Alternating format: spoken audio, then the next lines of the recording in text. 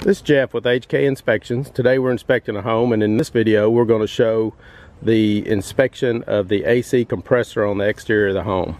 As we walk up to that unit, we want to make sure that it's fairly level, that it doesn't have a bunch of grass and weeds growing around it. This one could be cleaned out a little bit. That you have about a 3-inch clearance from the grass or dirt line up to the bottom of the unit. This one's on a pad, which is great. We want to make sure that there's a main disconnect or maintenance disconnect within sight of that unit, so a repairman can turn that off and does not have to worry about someone energizing it while they're working on it. We want to look above that unit and around it. We don't want a bunch of brush because that will affect the cooling of the compressor and make it overheat. We'll look here for the return Freon line, and it is required to be insulated or recommended to be insulated, and this one is, and it's right here. It's the bigger line of the two.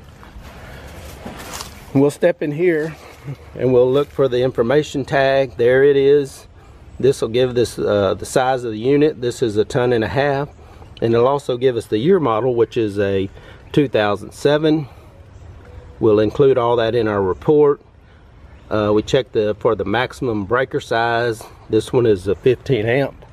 When we get to the breaker box, we'll confirm that that breaker is not oversized for this particular unit.